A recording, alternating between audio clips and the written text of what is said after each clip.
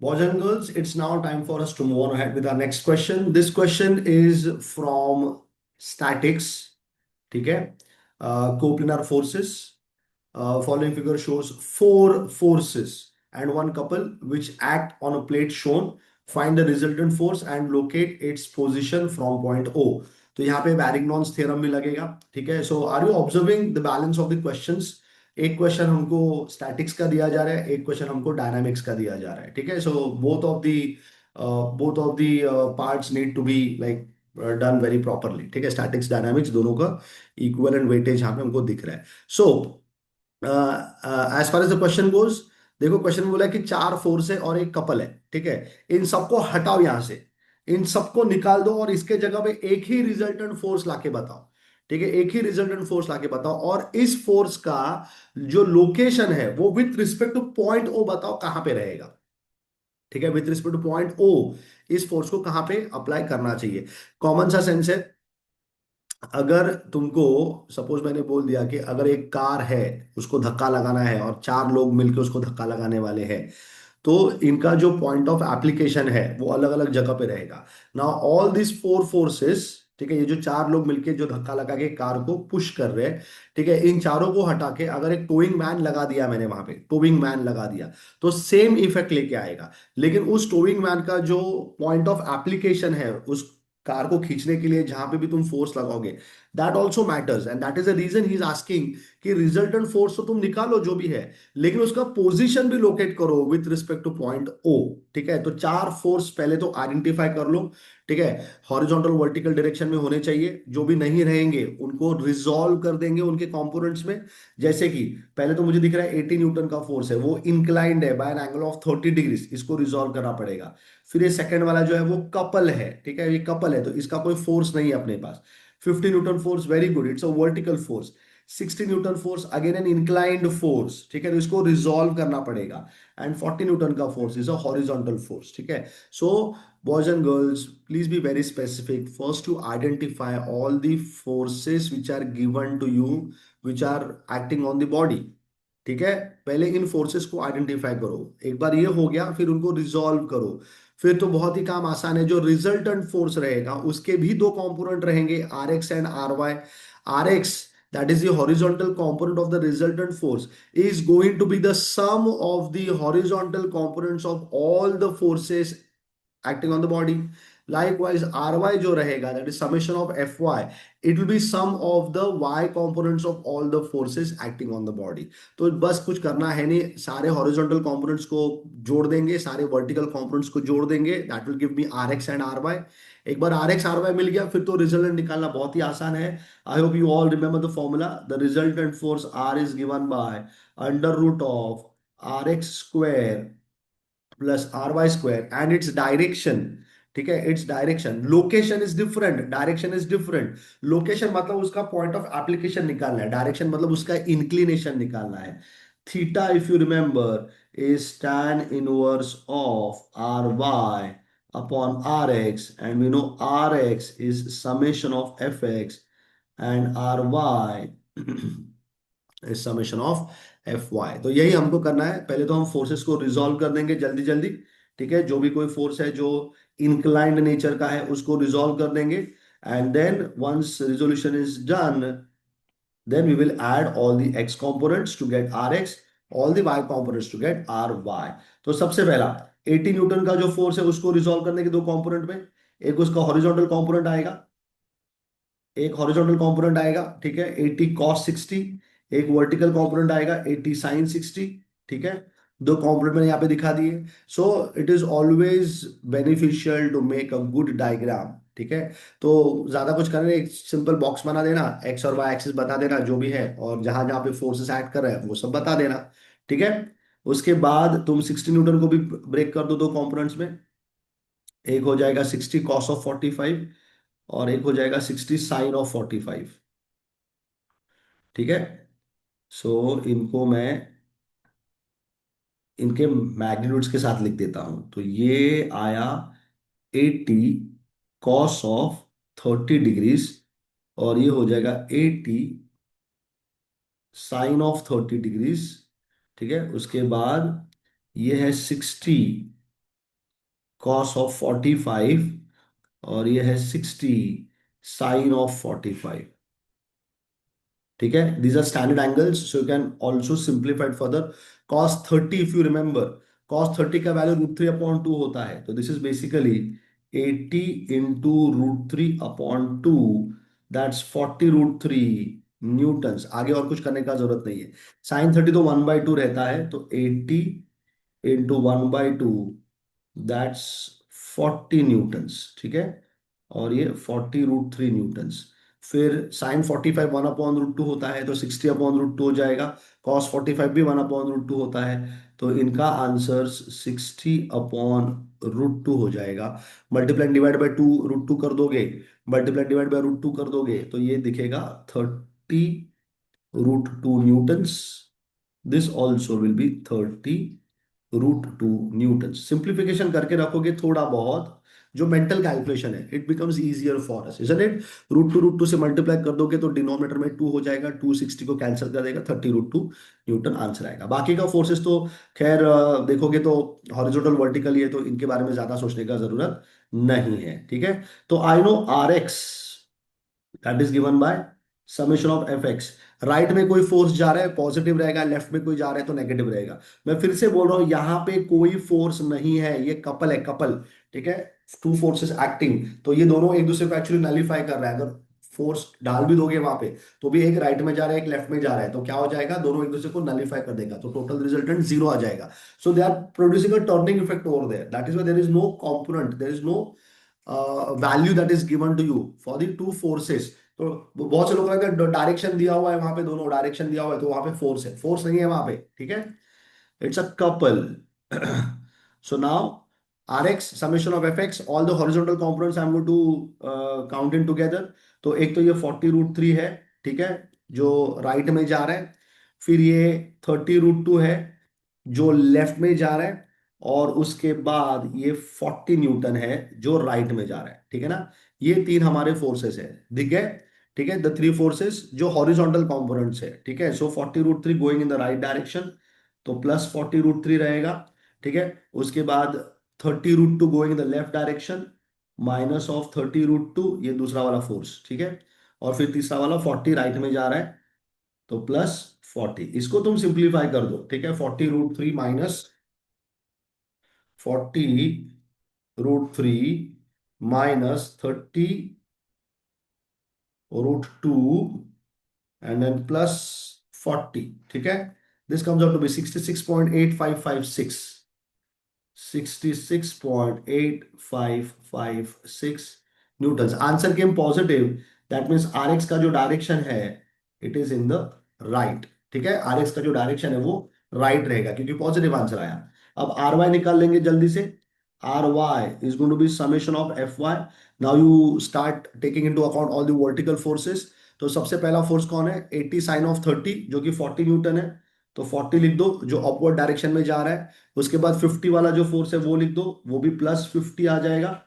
ठीक है, उसके बाद फिर और एक फोर्स है जो 30√2 दिया हुआ है, वो भी ऊपर की तरफ जा रहा है। तो सारे vertical forces are going in the upward direction, तो यहाँ पे मैं +30√2 लिख देता हूँ। ठीक है, एक बार क्रॉस चेक कर लो कि सारे हमने वर्टिकल फोर्सेस ले लिए कि नहीं। ठीक है, सो सबसे पहला जो था वो ये 80 साइन 30 40 न्यूटन्स, वो हो गया है। उसके बाद 50 न्यूटन्स, वो भी हो गया है। उसके बाद 30√2 वाला जो वर्टिकल फोर्स है वो 30√2। ठीक है, तीनों वर्टिकल फोर्सेस अपने हो गए, तो अब इसको भी सिंप्लीफाई कर दो। So it's like 40 + 50 + 30√2 +30√2, the answer is coming 90 + 30√2, थोड़ा सिंप्लीफाइड वर्जन में लिख देंगे। So this is equal to 132.4264 newtons. Answer positive आया, मतलब अपवर्ड डायरेक्शन में रहेगा। इसका मतलब है जो रिजल्टेंट फोर्स रहेगा हमारा, वो फर्स्ट क्वाड्रेंट का फोर्स आएगा। ठीक है, so resultant is now given by √, as you know, RX² + RY²। तो RX² 66.8556, उसका स्क्वायर प्लस 132.4264, उसका भी स्क्वायर। ठीक है, so the answer for resultant is coming, so shift and square root. ठीक है। सो आंसर का स्क्वायर, जो मेरा प्रीवियस आंसर था उसी को ले रहा हूं मैं, प्लस दूसरा था 66.8556, उसका भी square. So the answer is coming 148.3456 Newton. So I can write the resultant approximately as 148.35 Newton's. Always highlight your answer. ठीक है, रिजल्ट हो गया। अब इसका डायरेक्शन पता करेंगे। So theta will be given by tan inverse of R Y upon R X. So that's tan inverse of R Y का value कितना है हमारे पास, 132.4264 डिवाइडेड बाय आर एक्स का वैल्यू कितना है हमारे पास, 66.8556। ठीक है। So I get shift tan inverse of bracket जो 132.4264 डिवाइडेड बाय 66.8556। ठीक है, bracket close. The answer is coming 63.213 degrees. ठीक है। So theta is coming 63.213 degrees. Make sure that you highlight your answer. इसका मतलब है जो हमारा रिजल्टेंट फोर्स है, फर्स्ट क्वाड्रेंट का फोर्स है। तो एक हॉरिजॉन्टल लाइन और एक इंक्लाइन लाइन बता दो फर्स्ट क्वाड्रेंट का। ठीक है। और ये है तुम्हारा थीटा। ठीक है, विच इज 63.213 डिग्रीज। ठीक है। चलो, तो रिजल्टेंट तो फाइंड हो गया है, आधा काम हो चुका है अपना। अब इस रिजल्टेंट फोर्स का जो पॉइंट ऑफ एप्लीकेशन है, लोकेशन हमको पता करना है। ठीक है, we need to identify where this resultant force is going to act. ठीक है, तो इसके लिए हमको लगेगा वैरिग्नॉन्स थ्योरम। और वैरिग्नॉन्स थ्योरम क्या बोलता है, बहुत ही सिंपल सा चीज है। वैरिग्नॉन थ्योरम बोलता है the sum of the moments of individual forces. एक एक सिंगल सिंगल फोर्स पकड़ो और उनके मोमेंट लगाओ अबाउट द मोमेंट सेंटर। मुझे क्वेश्चन में बोला है location of the resultant force from point O. So point O becomes my moment centre. ठीक है, point O becomes my moment centre. ये जो पॉइंट ओ है मेरा, ये बन जाएगा मेरे लिए मोमेंट सेंटर। ठीक है, that is my moment center. So you want to identify the distances of every single force, the distances of every single force from the moment center. Please, boys and girls, try and understand. बहुत से लोगों को ये logic clear नहीं होता है। Please go and watch the Varignon's theorem video which is there on my channel. ठीक है, वैरिग्नॉन्स थ्योरम को ठीक से समझो। ठीक है, वैरिग्नॉन थ्योरम क्या बोलता है, that the sum of the moments of every single force about the moment centre it is equal to the moment of the resultant force. तो मुझे नहीं पता रिजल्टेंट फोर्स किधर है, लेकिन कहीं ना कहीं पे तो रहेगा ना, कहीं ना कहीं पे तो रिजल्टेंट फोर्स होना चाहिए, और वो फर्स्ट क्वाड्रेंट का फोर्स है। देखो, ये मैंने बना दिया, ये रिजल्टेंट फोर्स है। ठीक है, this is my resultant force. ठीक है, ये रिजल्टेंट फोर्स है। इसका इंक्लिनेशन कितना है हॉरिजॉन्टल लाइन के साथ, इसका इंक्लिनेशन है 63.213 डिग्रीज। और देखो, मैंने फर्स्ट क्वाड्रेंट का ही डायरेक्शन लिया हुआ है इसको। ठीक है, तो पॉइंट ओ से इसका जो डिस्टेंस है, पॉइंट ओ से जो इसका डिस्टेंस है, let me show that distance as well. ठीक है, वो ये डिस्टेंस है, the perpendicular distance. Are you getting, it is the perpendicular distance. So this is D, let me call this as D. ठीक है, तो ये जो डिस्टेंस है इसका, ये मुझे फाइंड करना है कि कितने डिस्टेंस पे एक्ट कर रहा है। ठीक है, then further this is called as the X intercept. ये जो डिस्टेंस मैं यहाँ पे बता रहा हूं, ठीक है, इसको एक्स इंटरसेप्ट बोला जाता है।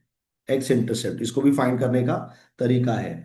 और ये जो वर्टिकल डिस्टेंस है यहाँ पे, ये जो वर्टिकल डिस्टेंस है, ये y इंटरसेप्ट होता है। ठीक है, so all of this concepts we usually cover in our online and offline sessions, boys and girls. ठीक है, so if you are interested in joining for semester 2, you have the contact number. Okay, we conduct fully online classes. ठीक है, we take in full accountability of the syllabus completion. ठीक है, तो if you are interested, please direct message on the number that has been given to the description box. सो X intercept Y intercept भी कभी कभी निकालने के लिए बोल देता है। इस क्वेश्चन में तो बोला नहीं है, सिर्फ डी निकालना है। ये जो डी निकालना है, तो our discussion will be restricted only up to finding the value of D. तो ये जो तुम्हारा रिजल्टेंट फोर्स है आर, ठीक है, जिसका मैग्नीट्यूड मुझे दिया गया है, वो कितने डिस्टेंस पे एक्ट कर रहा है? It is acting distance of D. और मैंने ले लिया उसको, देखो कैसे घूम रहा है with respect to point O. It is rotating in the clockwise direction. It is rotating in the clockwise direction like this, isn't it? ठीक है। अगर इसी रिजल्टेंट को यहां पे बना दिया मैंने, यहां पे बना दिया ऐसे, ठीक है, यहां पे बना दिया, तो ये एंटी क्लॉकवाइज में घूमेगा। अब वहां पे बनेगा कि नहीं बनेगा पता नहीं है मुझको, ठीक है, तो मैंने तो रैंडमली बना दिया, जहां पे मुझे लगा कि जहां पे ठीक लगा वहां पे बना दिया। तो वो पॉइंट ओ के राइट में भी लाई कर सकता है, वो यहां पे भी लाई कर सकता है, और वो लेफ्ट में भी लाई कर सकता है। इट माइट लाई एनीवेयर, लेकिन फर्स्ट क्वाड्रेंट में ही होना चाहिए। It should look like a first quadrant force, not lying in the first quadrant, it should look like a first quadrant force. ठीक है। फोर्स को तुमको फर्स्ट क्वाड्रेंट में shift नहीं करना है, उसका जो इंक्लिनेशन है वो फर्स्ट क्वाड्रेंट के जैसा दिखना चाहिए। तो वो लेफ्ट या राइट दोनों जगह में से कहीं पे भी आ सकता है, depending on the sum of the moments of the individual forces. वो मैं ढूंढूंगा अभी, और वहां से पता चलेगा।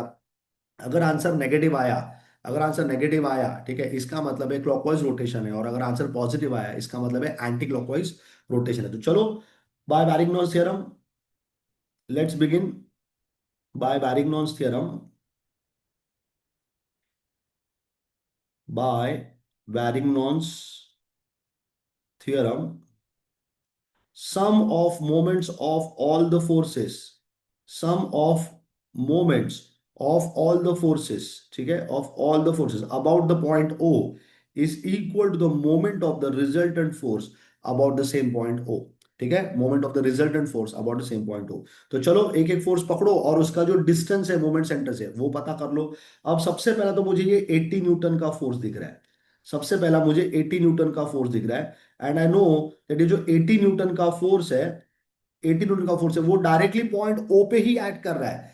तो उसका जो डिस्टेंस है पॉइंट ओ से वो जीरो हो जाएगा। So 80 into zero, so there is no point in considering clockwise anti clockwise, वो सीधा मोमेंट सेंटर से ही पास हो गया है। तो 80 इंटू जीरो हो जाएगा। फिर दूसरा क्या दिख रहा है, फिर मुझे ये 140 न्यूटन मीटर का कपल दिख रहा है।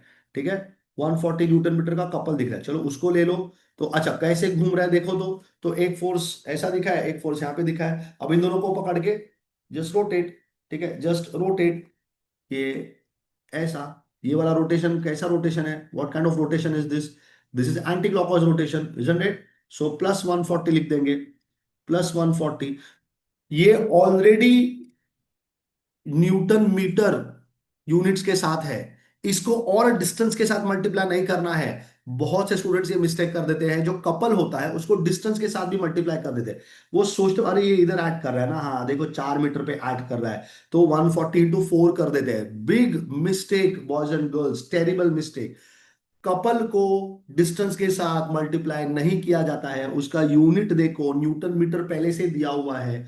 ठीक है, फोर्स को जब तुम डिस्टेंस के साथ मल्टीप्लाई करते हो तो न्यूटन मीटर यूनिट आता है। कपल ऑलरेडी न्यूटन मीटर में है, तो उसको और डिस्टेंस के साथ मल्टीप्लाई नहीं करना है। ठीक है, चलो उसके बाद आगे बढ़ जाएंगे। ठीक है, अब ये देखो, ये 50 न्यूटन वाला जो फोर्स है, ठीक है, 50 न्यूटन वाला जो फोर्स है, उसका डिस्टेंस कितना है मोमेंट सेंटर से? 5 मीटर है। It is at a distance of 5 metres. ठीक है, कैसा घूम रहा है, कैसा घूम रहा है ये देखो, कैसा घूम रहा है? It is rotating in the clockwise direction. ठीक है, it is rotating in the clockwise direction. ठीक है, तो 5 मीटर का डिस्टेंस है, 50 न्यूटन उसका मैग्नीट्यूड है, और क्लॉकवाइज रोटेशन है, तो -50 इज द मैग्नीट्यूड, और 5 मीटर उसका डिस्टेंस है। फिर देखो तो ये जो हमारे दूसरे वाले फोर्स है, ये 30√2 वाला, और ये 30√2 वाला। ठीक है, तो 60 न्यूटन नहीं ले रहा हूं मैं, उसका डिस्टेंस निकालना मुश्किल हो जाएगा, तो उसके जो रिजॉल्व कंपोनेंट्स है वो ले लो। ठीक है, हॉरिजॉन्टल वर्टिकल, उसका डिस्टेंस निकालना इजी है। ये 60 कॉस, ये 30√2, ये कितने डिस्टेंस पे है देखो, 4 मीटर पे है ये। ठीक है, और कैसा घूम रहा है, ये एंटी क्लॉकवाइज में घूम रहा है, एंटी क्लॉकवाइज में घूम रहा है। ठीक है, तो 30√2 प्लस साइन के साथ आएगा, 30√2 प्लस साइन के साथ आएगा, क्योंकि एंटी क्लॉकवाइज है, और डिस्टेंस कितना है? 4 मीटर है। डिस्टेंस सही से ले लेना। ठीक है, उसके बाद ये वाला जो फोर्स है देखो कैसा घूम रहा है with respect to moment centre, it is rotating in the clockwise direction, ठीक है, 30√2 क्लॉकवाइज में है तो माइनस के साथ आएगा। ये तुम्हारा माइनस एन क्यू आया क्योंकि क्लॉकवाइज रोटेशन है, 30√2 ये फोर्स का मैग्नीट्यूड हो गया। और ये जो 30√2 ये जो वर्टिकल वाला फोर्स है, ये कितने डिस्टेंस पे ऐड कर रहा है मोमेंट सेंटर पे? मोमेंट सेंटर से 5 + 5 + 2 7 मीटर के डिस्टेंस पे ऐड कर रहा है, ठीक है। सो आई राइट -30√2 इंटू 7 हो जाएगा, ठीक है। उसके बाद देखो ये आखिरी का जो फोर्स है मेरा अभी, ठीक है, ये 30√2 ये हो गया, ये 30√2 हो गया, ठीक है। अब ये 40 न्यूटन का फोर्स बचा है। देखो तो all the 5 forces I have considered, सबसे पहला 80 वाला, फिर कपल है, ठीक है, दो हो गया। फिर वो जो 50 न्यूटन वाला फोर्स है वो हो गया। फिर 60 न्यूटन वाले के दो कंपोनेंट्स वो हो गए, ठीक है। और अब बचा हुआ कौन है? 40 न्यूटन का जो फोर्स है वो। अब 40 न्यूटन का जो फोर्स है उसका लाइन ऑफ एक्शन देखो, फिर से पॉइंट ओ से ही पास हो गया, line of action point O से पास हो गया। इसका डिस्टेंस 7 मीटर नहीं है, ठीक है, इसका line of action point O से जो कि मोमेंट सेंटर है उसमें से ही पास हो गया, तो इसका डिस्टेंस 0 है। बहुत से लोगों का यही कंफ्यूजन रहता है, यही मिस्टेक जाके करके आते हैं एग्जाम में। तो 40 न्यूटन में लिखने वाला हूं, ठीक है, +40 न्यूटन मल्टीप्लाई विद 0 लिख दूंगा मैं, ठीक है। This is the moment of all the forces. अब इसका अगर आंसर निकाल के देखोगे, ठीक है, देखते हैं कि पॉजिटिव आता है या नेगेटिव आता है। तो 8 × 0 करने का जरूरत नहीं है, 140 ले लिया मैंने, -15 × 5 ले लिया, +30√2, 30√2 multiplied with 4 -30√2 into 7, so 30 into √2 into 7। तो आंसर, एक मिनट कुछ गड़बड़ हो गया है, ठीक है। जो रूट साइन है ध्यान से ले लेना, √2 के बाद 7 ये रूट के बाहर है, ठीक है, 2 × 7, so the answer is coming -237। देखो आंसर नेगेटिव आया, that mean the choice of the resultant force that I have taken is incorrect, ठीक है। And this should be equal to resultant force into the perpendicular distance of the resultant force D, ठीक है, from the moment centre. देखो diagram में ध्यान से देख लो, ठीक है, ये perpendicular distance of the resultant force from D. तो यहां पे मैं क्या लिख दूंगा? So I am getting my answer as -237, -237.27922, it is equal to the resultant force जिसका वैल्यू मुझे पता है 148.35 इंटू डी। तो डी का वैल्यू आ जाएगा, what is the answer you have got? 237, उसको डिवाइड करो 148.35 के साथ, आंसर आया 1.599। नेगेटिव साइन के साथ आ रहा है, इसका मतलब है जो मेरा चॉइस है फोर्स को रखने का, ठीक है, पॉइंट ओ के लेफ्ट में, वो इनकरेक्ट हो गया है, 1.599455। So I can say negative sign है तो वो नेग्लेक्ट कर देंगे हम, अप्रोक्सीमेटली इक्वल टू 1.6 मीटर्स, ठीक है। Highlight your answer, D is 1.6 metres and you rectify your diagram.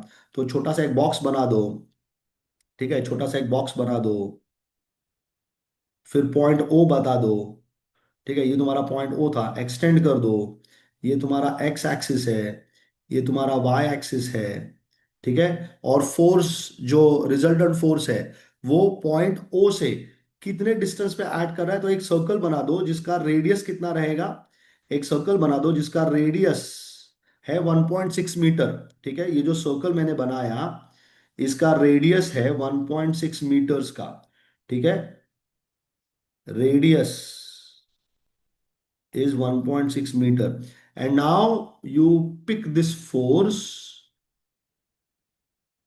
ठीक है, और इसको तुम यहां पे रख दो। ऑब्वियसली इतना बड़ा बनाने का जरूरत नहीं है, यह है तुम्हारा रिजल्टेंट फोर्स, ठीक है, यह तुम्हारा रिजल्टेंट फोर्स कितने डिस्टेंस पे ऐड कर रहा है, acting at a distance of 1.6 meter, resultant, what's the value of the resultant? It is 148.148.35 Newton, and its inclination with the horizontal line is how much?